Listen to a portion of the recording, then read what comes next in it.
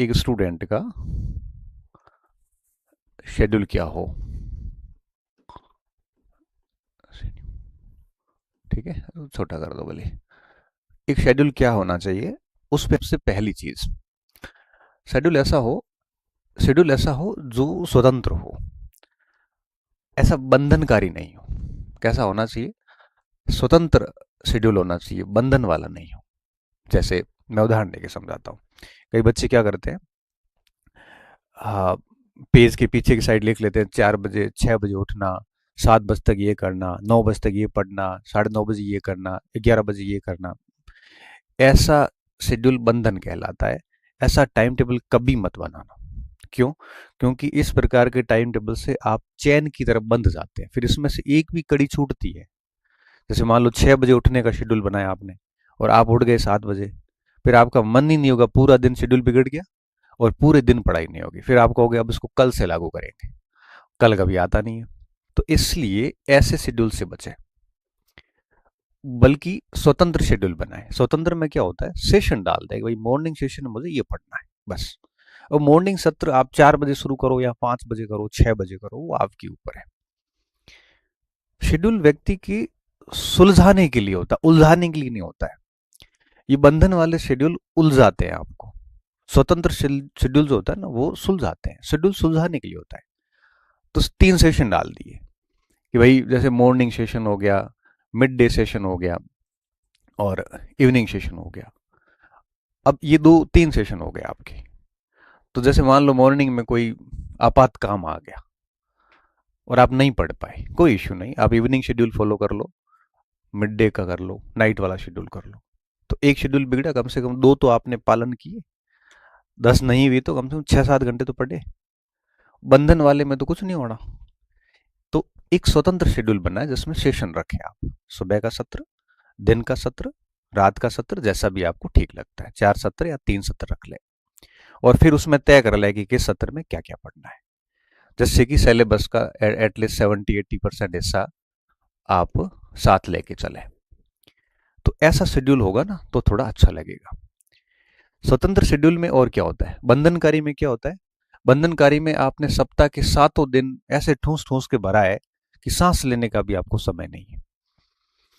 और मैं बताऊं, एक व्यक्ति कभी भी सप्ताह के 7 दिन एक ही शेड्यूल में नहीं पढ़ सकता। उसको थोड़ा एंटरटेनमेंट भी चाहिए होता है।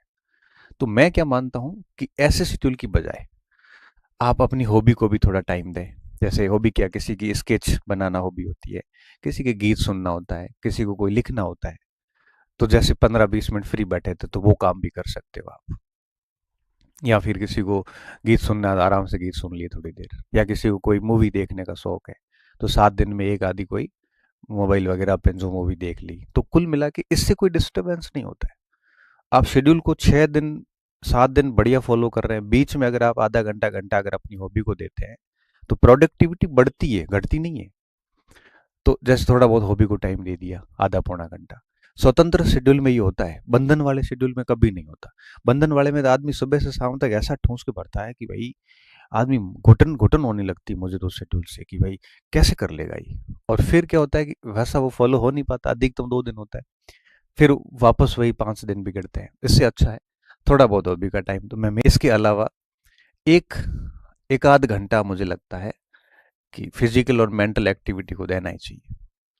मुझे ठीक से पता, मैं जयपुर था, दिल्ली भी था, हर दिन शाम को 6-7 बजे निकल ही जाता था बाहर, थोड़ा यूं ही घूम के 1-2 किलोमीटर घूम के आ जाता था। पास में कोई स्टेडियम वगैरह तो खेल के आ जाओ। क्योंकि ये फिजिकल एक्टिविटीज होती है ना, वो व्यक्ति को मेंटली बहुत मजबूत करती है। फिजिकली तो करती है, मेंटली भी करती है। थोड़ा घूम के आने से, बाहर के वातावरण से थोड़ा सा रिफ्रेशमेंट होता है, आपकी उत्पादकता बढ़ जाती है। तो मुझे लगता है कि अगर आप दिन भर के अंदर जैसे 24 घंटे हैं, तो 24 घंटे में जैसे आपने 8-10 घंटे बढ़िया रेस्ट कर ली, है ना, जैसे 10 घंटे रेस्ट कर ली बढ़िया, 1-2 घंटे कोई काम कर लिए, तो 12 घंटे गए, पीछे 12 बचे। 12 में मान लो आपने 1-1.5 घंटा इसको दे दिया, फिजिकल एक्टिविटी और हॉबी को दे दिया, तब 10 घंटे भी बढ़िया पढ़ाई हो सकती है। और 10 घंटे भी अच्छी पढ़ाई होती है, क्वालिटी वाली, तो वो 20 घंटों जैसी है। इसलिए अब आपको कई बच्चों को हंसी भी आ रही होगी कि सर इतना टाइम कहाँ मिलता है। देखो, टाइम सबके पास समान होता है। आप उलझे हुए इसलिए आपको इन चीज़ों के लिए टाइम नहीं मिलता। अगर आप सुलझे हुए होते तो दिक्कत नहीं है। अपना टाइम कहाँ जाता है? अपना टाइम मोबाइल में चला जाता है। क्योंकि हम हमारा स्क्रीन टाइम है 5-6 घंटे। चलो, जो ऑनलाइन क्लास लेते हैं उनको छोड़ो आप। अगर आपकी ऑनलाइन कोई क्लास नहीं है, फिर भी आपका अगर स्क्रीन टाइम के कई एप्लीकेशन है आपके मोबाइल में, देखना कभी। मुझे लगता है 4 घंटे से सब ऊपर है, 4 से 7 के बीच में। कई कई तो 12-12 घंटे हैं। एक दिन एक बच्चे का कमेंट था कि सर क्लासेस दिन में 10-10 घंटे मोटिवेशन सुनता हूँ। हो गया, मैंने कहा तेरा काम तो पक्का। अब 4 से 7 घंटे अगर आपका स्क्रीन टाइम है, तो अब आप दो सोचो कि 10-12 घंटे काम, भाई सोना करना छोटे मोटे काम वगैरह करो, ये तो 10-12 घंटे तो ये गए, पीछे 12 घंटे बचे पढ़ने के लिए। 12 में से आपने 5-6 घंटे यहाँ दे दिए। अब पीछे 5-6 बचे, अब पढ़ने के लिए 5-6 वो वहाँ यूज करें या हॉबी को और इनको टाइम दें? पॉसिबल ही नहीं। जब आप इन सब चीजों में अपना टाइम दोगे, मोबाइल को 1 घंटा या उससे कम यूज करते हैं, तो क्या है, आपका टाइम अननेसेसरी कामों में जो जा रहा है वो बच जाता है, निरर्थक कामों में। और वो टाइम क्वालिटी टाइम हो जाता है। आप अच्छी जगह उन टाइम को लगाना शुरू कर देते हैं। इससे क्या होता है कि एटलीस्ट यूं कहिए कि आप शेड्यूल में बने रहते हैं। आपका आत्मविश्वास बढ़िया रहता है। आपको हर दिन पता होता है कि कल क्या करना है और आज क्या करना है। फिर आपको ना तो किसी मोटिवेशन की आवश्यकता रहेगी। आपकी नियमितता कंटिन्यू बनी रहेगी।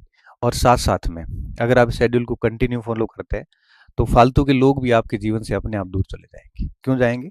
क्योंकि देखो, आप टाइम मोबाइल से दे नहीं पाओगे, भौतिक रूप से आप टाइम दे नहीं पाओगे। क्यों? क्योंकि 8-10 घंटे तो आपको एटलीस्ट रेस्ट करनी पड़ेगी। और 8-10 घंटे पढ़ाई हो जाती है। 1-2 घंटे आप इसको टाइम दोगे तो फिर टाइम बचेगा नहीं। तो फालतू लोग हट जाएंगे। और जो बहुत अच्छे लोग हैं वो आपसे जुड़े रहेंगे, क्योंकि अच्छे लोगों को आपसे हमें हर दिन टाइम चाहिए भी नहीं होता है। उनको तो केवल तभी चाहिए होता है जब उनको जरूरत होती है, या आपको उनकी जरूरत होती है तब वो आपको टाइम दे देते हैं। और मुझे लगता है कॉन्टैक्ट लिस्ट जितनी छोटी होती है उतनी प्रभावी होती है। और ये बात आपको कब एहसास होगा? जब कभी आप संकट में आएंगे, उस दिन आपको पता चलेगा कि लंबी कॉन्टैक्ट लिस्ट के फायदे नहीं है। काम के समय कोई फ़ोन नहीं उठाएगा आपका, ना मैसेज का रिस्पॉन्स आएगा। बातें भली बड़ी बड़ी कर लें मोटी मोटी, लेकिन जब ज़रूरत पड़ेगी तब 2-4 लोग काम आने वाले। मुझे लगता है कि वो 2-4 लोग ही आपकी कॉन्टैक्ट लिस्ट में होने चाहिए, बाकी नाम हटा दो सारे। मस्त रहिए, जीवन सरल रखिए, कम लोग साथ में रखिए, अच्छे रखिए। सारा फालतू लोग आपके जीवन से हट जाएंगे। फिर आपका ध्यान केवल पढ़ाई पे, आपकी हॉबी पे, थोड़ा बहुत मोबाइल पे और अपने टारगेट को लेके रहेगा। फालतू चीज़ें अपने आप, ये प्रैक्टिस करना, एटलीस्ट 20-21 दिन कोशिश करना इसको फॉलो करने की। निश्चित तौर पे आप करोगे। अच्छा, इसको कहीं लिखने की ज़रूरत नहीं है। टाइम टेबल कहीं पर भी लिखने की ज़रूरत नहीं है। ये दिमाग में होना चाहिए बस। क्योंकि लिखे हुए टाइम टेबल काम नहीं करते। जो दिमाग में होते हैं, दिल में होते हैं ना, वो टाइम टेबल अक्सर काम करते हैं। जैसे मुझे इस समय ये करना है, ये करना है, वो करना है, आपको पता होना चाहिए आपका। जैसे अब मैं मेरी बात बताता हूँ, मेरा कोई टाइम टेबल लिखा हुआ नहीं है, शेड्यूल लिखा हुआ नहीं, आज तक नहीं लिखा मैंने। पहले लिखता था कॉलेज लाइफ में, ये बंधन वाले लिखता था। और रीडिंग, देखो स्टडी होनी चाहिए, साथ में थोड़ी सी प्रैक्टिस का काम भी हो। आपकी शेड्यूल में पढ़ने के साथ साथ हर दिन आधा पौना घंटा प्रैक्टिस होनी चाहिए। पुराने पेपर्स हर दिन होने चाहिए। फ्री बैठे हो, आप 15-20 प्रश्नों का एनालिसिस कर लो, बढ़िया। प्रैक्टिस होनी बहुत ज़रूरी होती है। आप कोरा पढ़ो ही मत, प्रैक्टिस करिए, इमेजिनेशंस करिए। कोई अगर रूम पार्टनर भी उसी परीक्षा की तैयारी कर रहा है तो डिस्कस भी करिए। थोड़ा बहुत बोल के पढ़ना भी ज़रूरी हो जाता है साथियों के साथ में। और इस तरह से जीवंत पढ़ाई होनी चाहिए, ऐसे मृत पढ़ाई नहीं हो कि बस सुबह से शाम केवल पढ़ ही रहे हैं, कोई प्रैक्टिस नहीं है, कोई इमेजिनेशंस नहीं है। पढ़ते वक्त एटलीस्ट ये होना चाहिए कि मैं कौन सा पैराग्राफ पढ़ा है अभी, इस पैराग्राफ में क्या प्रश्न बन सकता है। मैं तो आज भी कोई पैराग्राफ पढ़ता हूँ, लगता है आरपीसी ऐसे बना सकती है, इसको ऐसे भी पूछ सकती है, इसमें यूं पूछा जा सकता है। तो दिमाग में ये सारे प्रश्न घूमते हैं पढ़ते वक्त। तो मैं हर पैराग्राफ को डाउट की दृष्टि से देखता हूँ कि यहाँ ऐसा सवाल आ सकता है। तो मेरा दिमाग पूरा उसमें बिल्कुल घुला हुआ रहता है कि हर जगह सजग रहता है कि इसमें क्या प्रश्न आ सकता है। तो इस तरह से थोड़ा सा एक्टिव होके और बढ़िया पढ़ोगे। और साथ साथ में प्रैक्टिस और स्टडी अपने शेड्यूल में ये भी होना चाहिए। तो शेड्यूल ऐसे बोझ नहीं लगना चाहिए आपको, है ना? ऐसे हल्कापन महसूस होना चाहिए उसमें, जिसमें आपने सब गतिविधियों को टाइम देखो। जीवन केवल मर मिटने और पढ़ने के लिए नहीं है। पढ़ाई के साथ साथ में एक्टिविटीज भी होनी चाहिए।